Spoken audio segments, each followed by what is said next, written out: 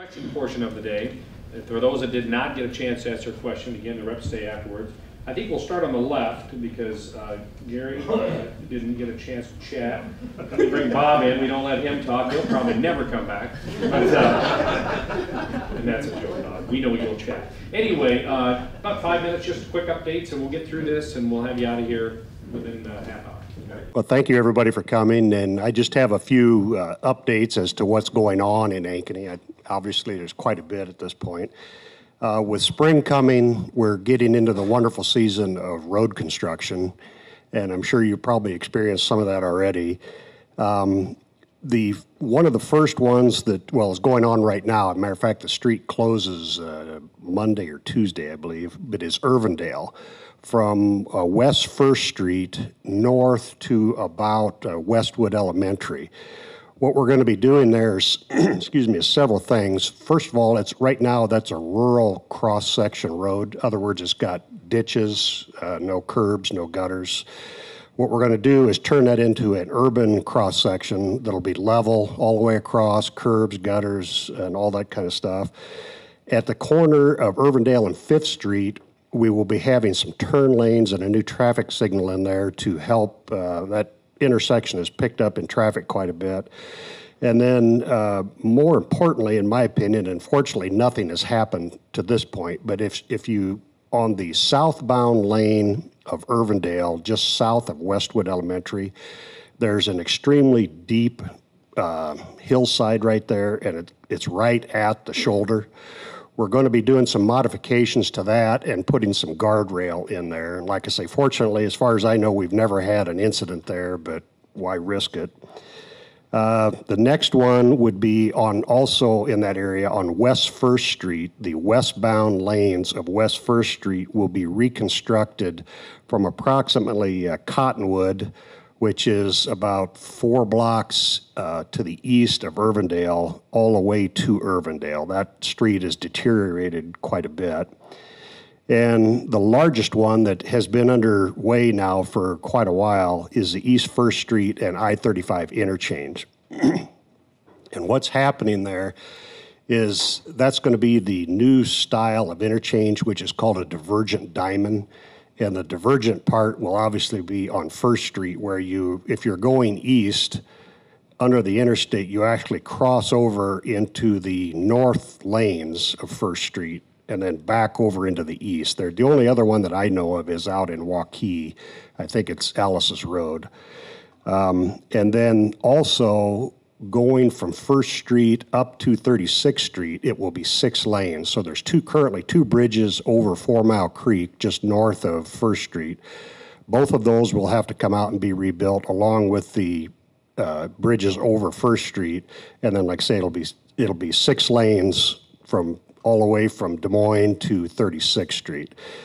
And unfortunately, that's going to be a several-year project. So we're working, it's a DOT project. They're working on the interchange first, so that'll take most of Ankeny residents' headaches out at the beginning. But if you're traveling north and south, we're going to be dealing with that for quite a while.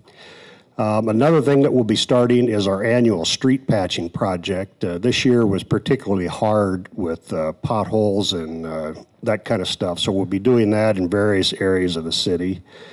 Another thing that's going to be going on, and I would encourage you to look into this and possibly participate in it, but we'll be starting our Parks Master Plan. And if anyone here, we just finished up our comprehensive plan, and there was several opportunities for the community to participate in that. I don't know if anybody in here did or not, but there will be opportunity for you to participate in the Parks Master Plan. If you've been out on 36th Street, you've seen that the fire station number 3 is, by my estimation, probably about halfway to completion. And that's an exact duplicate of fire station number 2, which is down on Orlabor. Then sometime in May, we don't have a date set on it yet, but we will be having a groundbreaking for the new Kirkendall Library, which will be in Prairie Trail in the district on the north end, just south of, Sienna Hills, I think it is, the retirement home up in there. But I'd encourage you to follow that and come to that. That's going to be an exciting deal. We'll have the city council chambers there. It's going to be a 50,000-foot library, and I think it's going to be very good for the community.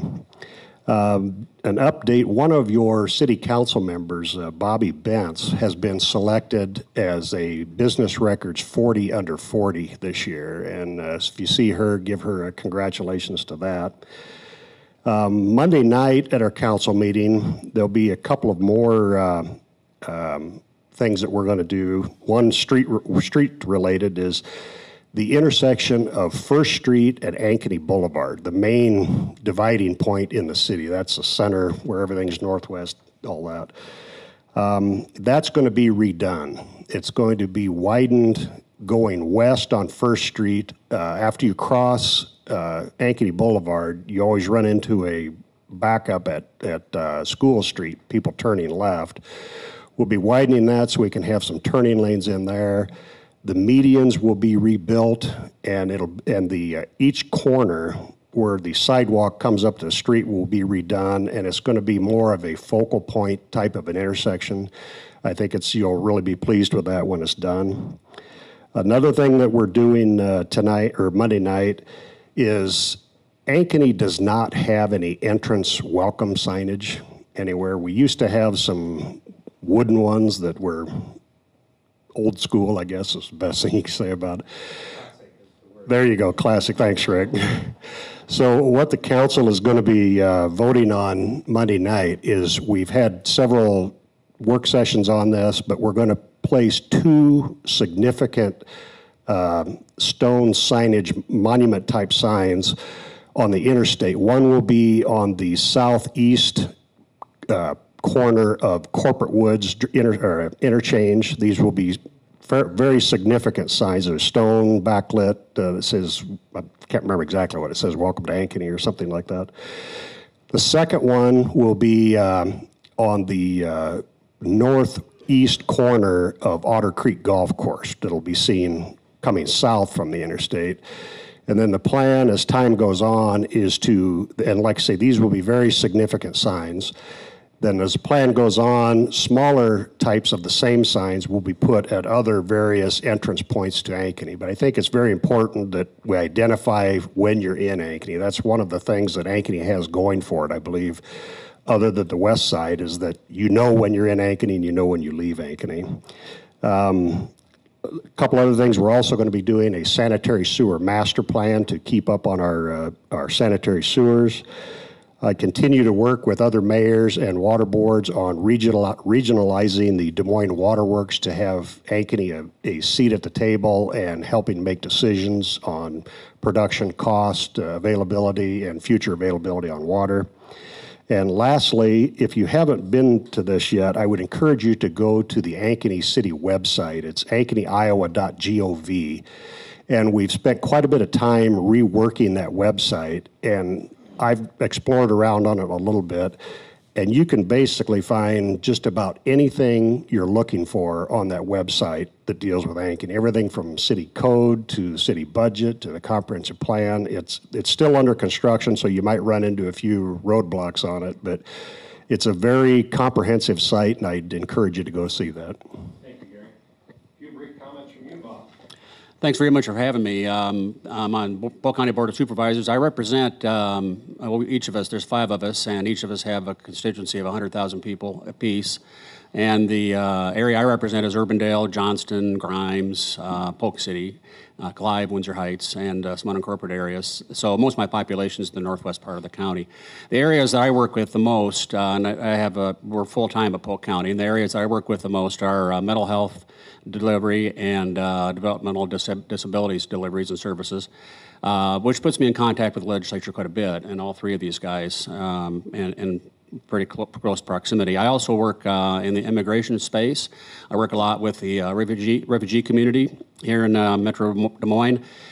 We have thousands of refugees in Metro Des Moines, and not just hundreds, thousands. And you might be surprised to know that the #1 ethnic group that's migrating into Des Moines right now, Metro Des Moines, is not, most people would think, oh, El Salvador or Mexico. No, it's Congolese is our #1 ethnic group that's migrating into Des Moines right now. Very difficult language, very difficult languages, and difficult to navigate our system, but they're great people and they're here to do good work. I also work a lot in the food insecurity area, specifically food rescue is kind of my area, and so that's an interesting thing. Homelessness and affordable housing is another two areas I work with a lot. Those are kind of related. And there's other various things that come up within my district, but those are enough to keep me fairly busy. I wanted to talk a little bit, there's been some things mentioned here today, and I want to talk a little bit about a couple of things. They may seem to be unrelated to you at first, but I don't think they are. One's immigration and the other one's backfill revenue. I remember some years ago when we did the commercial property tax relief bill, I said to Governor Branstad, I said, you know, this is going to take a lot of revenue off the top line for cities and counties and school districts. And he said, oh, don't worry about it. We're going to backfill that revenue. And I said, well, I don't know, you know, Governor, you're talking $150 million a year every year. I don't think that's sustainable. He said, oh, Bob, don't worry about it. You're going to have so much growth, you won't even notice it.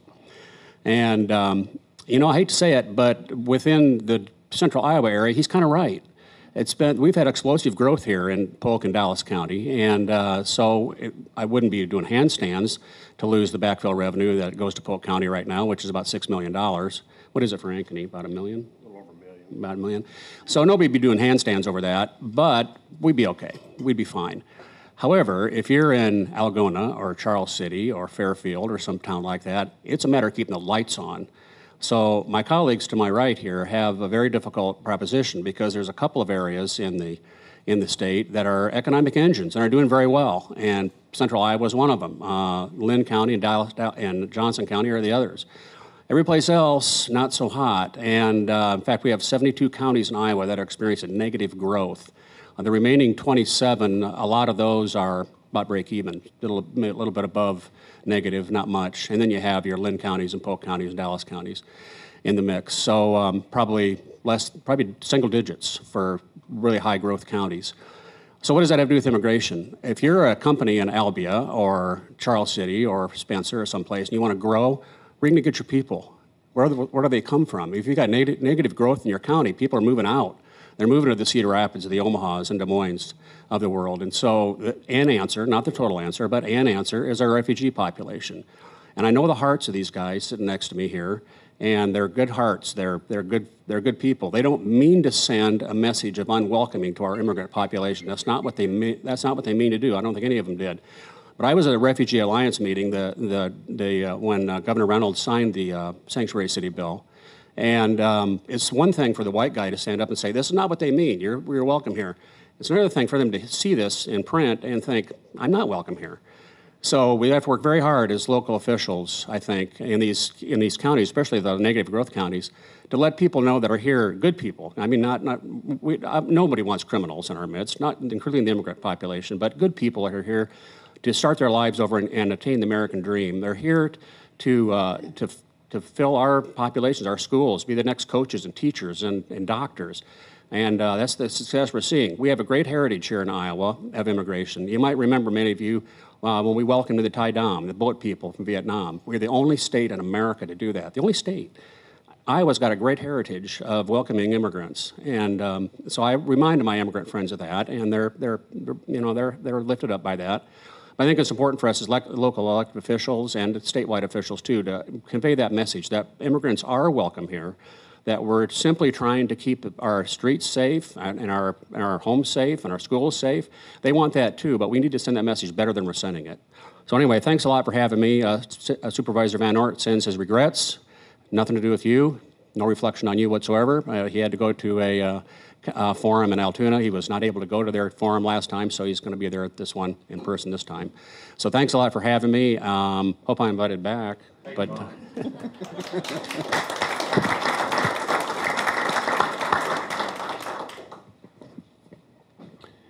next,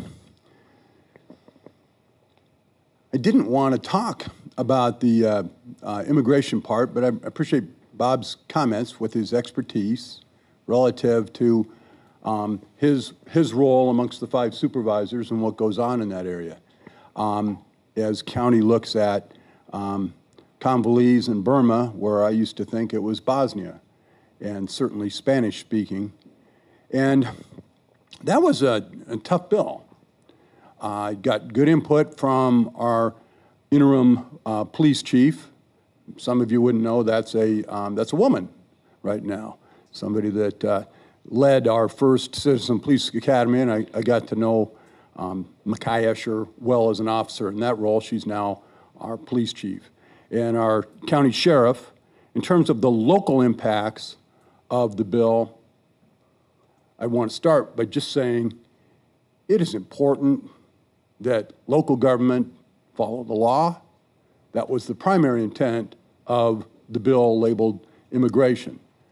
I'm one of a handful of House Republicans that did vote against that bill for a couple of reasons. There was good input locally on what we're already doing and why we don't need it locally, even though there needed to be a message statewide. Because there are places that we're contemplating, what are we going to do when ICE makes a request? Well, I think it's wrong for ICE to make a request that costs my police department or my sheriff dollars to hold somebody longer when there hasn't been the due process that we typically follow that just says there'll be a judge overseeing whether or not this should happen or not. That's a procedure in place that I believe should have been part of the bill on how we decide whether or not we're going to hold somebody longer. That was one of the larger pieces of it. But another aspect that contributed a little bit to what some criticized as mean-spirited, that was not its purpose, but the perception of that cannot be overcome at this time. And so there is a problem with messaging there that was amplified by the bill to a negative PR statement to our community and our state. And to further it, there was a feature in the immigration bill that says, if thou doesn't cooperate with the way we wrote this, you lose your state revenue. Well, you're worried about backfill, sir. Let's talk about just cut off the whole darn deal.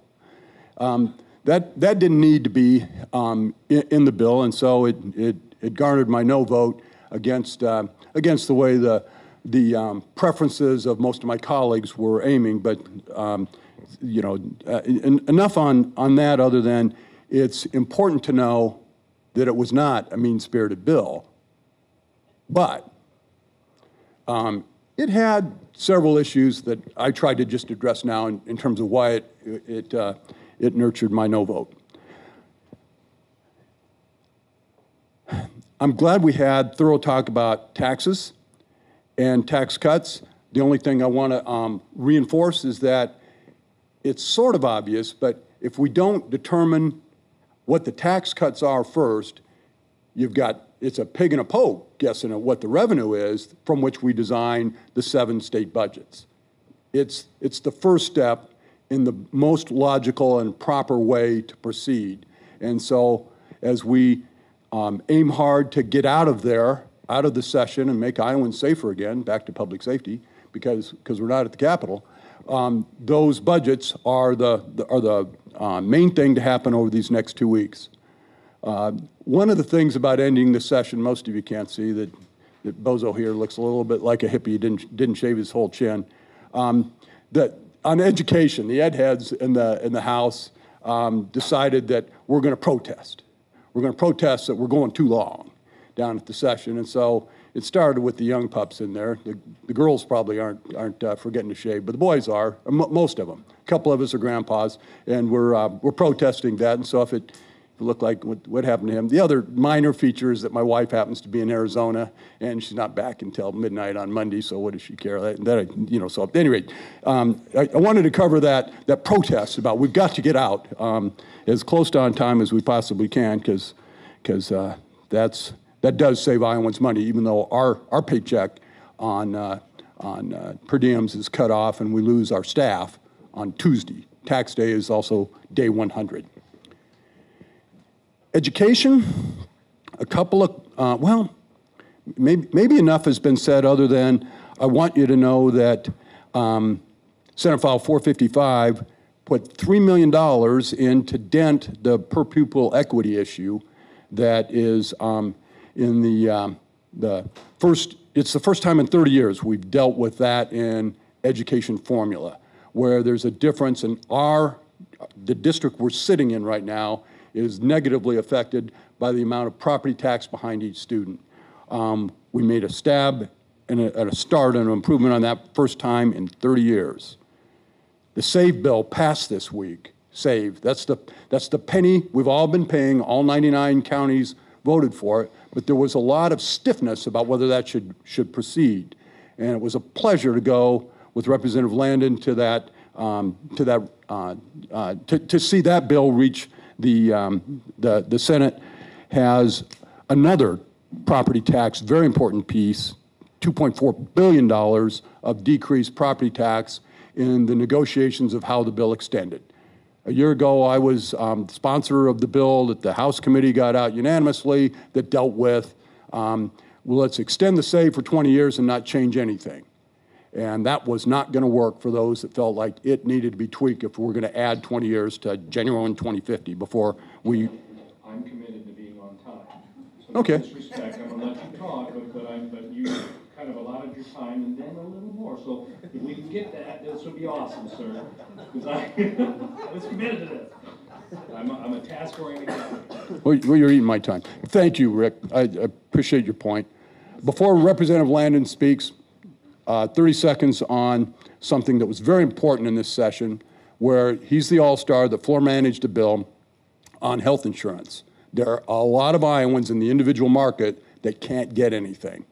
And it was very difficult, especially under the allegiance to the federal code on Obamacare, how one could offer an opportunity for a contract that is not insurance that helps that market. And he not only opened the door in the merger, the plan that joins Farm Bureau with Wellmark, it opened the door to other folks being able to provide agreements in the individual market to help those Iowans. I'm glad for his work on that. That was an important piece. Thank you. Yeah. Thanks, Kevin. I really have nothing left to say after that. But Anyone else in no shape? Yeah. But we are winding the session down. We're approaching the 100th day here this coming week, and you'll start seeing a rapid movement on budget bills. I have a different hat on this year in doing budgeting work. I actually have an appropriation to make. After 3 years of de-appropriations in my budget bill, I actually have $1,198,000 to appropriate. And so, just so you can kind of understand a little bit about what that means, we're restoring I hope to see, I can't say we will because it goes through the Senate too, and I have to get an agreement with my counterpart there. But it's my intent to see that Department of Revenue receives almost half of that amount of money as they continue to work on security issues relating to tax refunds. One of the biggest issues that I have seen down there is the constant pinging on the Department of Revenue trying to abscond a legitimate Iowan's tax overpayment refund for their own use. A lot of times it's out-of-country people doing this. And we're going to continue to invest and spend in technology to make sure that Iowa taxpayers are receiving the refund that they have overpaid and that they fully deserve to have refunded to them. You'll find that in this process, it's a little bit slower right now, but that's because each one of them is being manually handled to make sure that the right person is getting paid. And that stopped $48 million in illegal requests for refunds last year. And that doesn't mean that you won't get the money, you'll get it, but it's going to come out of the general fund. And if we take $48 million out of that to pay illegal people, we really have a severe problem and pressure on the rest of the budget. We're not going to do that. I think the investment is wise, and we're going to continue to invest money in technology where it makes sense and try and do the best job for Iowans that we can. One issue that has come to my attention in doing my budgeting work is that the state is not accepting the lowest cost bid for vehicle purchases. And this has been fascinating to me because I just assumed that that's exactly what was happening. It happens all across state government. But I found out that there's a life cycle cost applied in this formulation, and they take into account the cost of maintenance. That seems fine. They take into an account the future depreciation over the life that the state expects to use that vehicle. And that became the 500-pound gorilla in the room, because nobody can tell me what their vehicle is worth 5 years from now. And especially when the DOT is painting most of them orange, which does more significant cost reduction to that vehicle than anything else they could do in the resale value. And I'm not saying they shouldn't paint them orange, but they just do, but they made no account for that in their formulation. And so in the end, when we looked at basic half-ton pickups, regular cab, long box, you see them all over the state, they were paying somewhere around $1,500 to $2,000 a vehicle more than the lowest cost bid that was being offered. And so in my language, in my budget bill this year, I'm going to simply put in there a statement that the state is required to purchase from the lowest cost bid, the lowest cost offer on those vehicles, because basically they're robotic built. There isn't the difference. The last time that this was looked at was 1987, and there's a lot that's changed in vehicles since 1987. And so you may see some different brands out there, but we still have the American, in state law, we have American priorities, American made, American labor. Nothing changes in that. This is just simply a cost issue that we're going to address in the budget bill. There's a lot of other things I can talk about, but look who's winking at me. Well, thank you. Must be the school. Well, I realize I'm the only thing standing between you guys and this beautiful spring day we have, so I will keep it very short. There's one issue that comes up a lot at these forums, and that's mental health. We usually have a very large group of mental health advocates here. And at the last forum, I believe it was Jan Brown, I'm not sure, but I think it was Jan that said, will you commit to voting for this complex needs bill? And it's a bill that we asked for a task force last year to improve our mental health system. And this task force came back, there's about 20 people on it from all over the state, all different professions. They came back with recommendations of what we can do to improve our mental health situation in the state of Iowa. And the question from Jan was, will you commit to vote for it? I didn't know at the time, but I actually had the pleasure of that being one of the very first bills I called up as majority leader to get off the Senate floor. And that passed unanimous out of the Iowa Senate. It also passed unanimous out of the Iowa House. So we took a task force and all their recommendations, largely unchanged, which is very hard for 150 of us to not change what they recommended. We took it largely unchanged and passed it bipartisan, unanimous through both chambers, and that was one of the very first bills I was able to call up. So I think that's a very important bill, and just wanted to give an update on that. And so with that, we've talked about a lot. I just appreciate the conversation that we've had over the last few months, and I think we have another one coming up at the brewery. So look forward to speaking with everyone, and thank you for coming.